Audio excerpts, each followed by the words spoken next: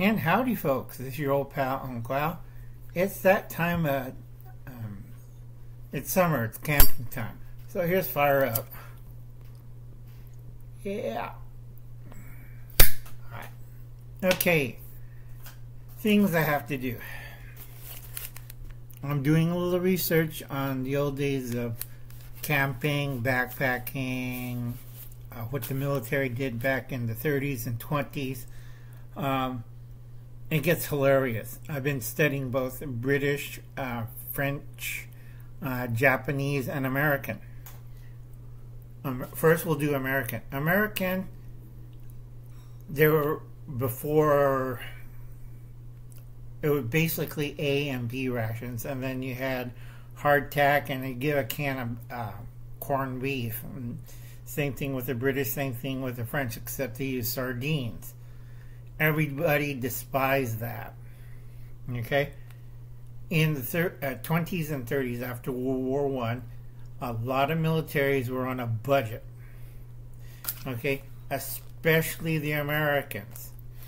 So, most American troops, okay, if it was either Army or Navy, you get a cheese sandwich wrapped in a wax paper. This one, they tried to sell it to the Navy, but the Navy said, no, we're on a budget.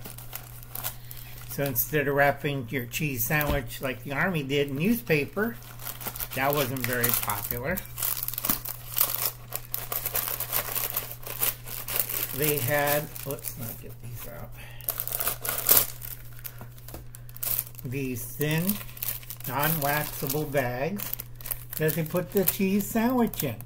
You had a cheese sandwich, and then you had a couple of oatmeal cookies. Plus, you had fruit. And what was a really good deal, if you were in the Pacific or West Coast, everybody got a navel orange. Okay, that was for the Marines, the Navy, and the Army. Because they found out if they put out apples, they'll be gone in 30 seconds.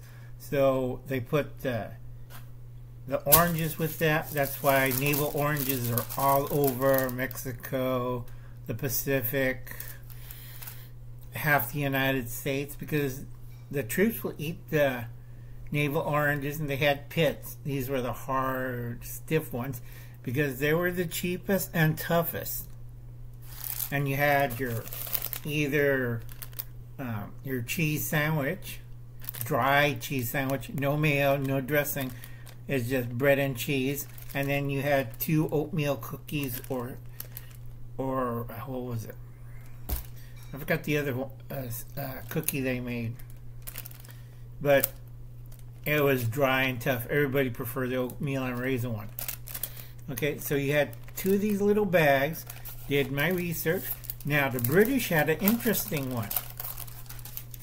You either get a sandwich, which is good, still in the same kind of wrapper, and the wrapper's like this.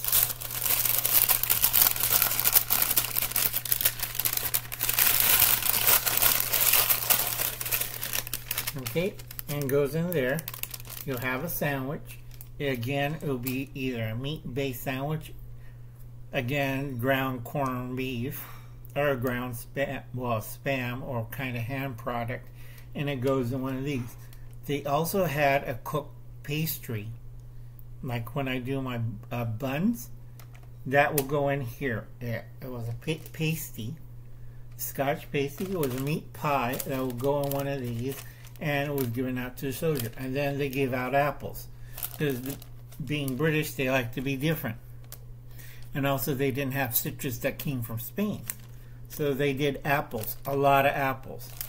And then you got either, for dessert, you either had a piece of cake, which is a dry cake, or a rum cake, or some kind of cake, or a scone. Okay, a sweetened scone or a biscuit that goes into the bag. Now, meanwhile, in Japan, in the 20s and 30s, they put onigiri, rice balls, into this. Okay, you have some kind of mandarin orange, or some kind of canned fruit, or you have canned sardine that go with it. This was more viable. It was easy to do. Everybody got 2 onigiris in here, small ones, hand size, that you could eat, and you'll have either canned mandarin orange and a sardine can. And sometimes this was standard practice on all the ships, okay, because the army was different because they were still stuck on the A ration of the British and French. So they had kitchens and they provided a hot lunch. Okay, it didn't work too well if you're naval unit or special landing forces, because you have to go to the land, from Navy to land, from the ship to land, and do your business.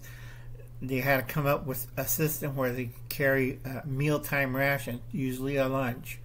Okay, and they look both at America and Great Britain for this. Sometimes they did cheese sandwiches. Sometimes they did meat sandwiches. Sometimes they did meat buns. Instead of getting 2 onigiris, they get 2 buns, and then probably whatever fresh fruit that they could scrounge around that goes into these bags, and that was set and put out there. And then you boil your water for tea and stuff, and you sit and you have lunch, and then after everything's done, you didn't want to leave cans. Cans was another thing they were worried about. They throw the bags into the fire. Okay? No trace. Cans, once they ate, they cleaned it up, stomped it, and put it in a fire so it cannot be traced who was there.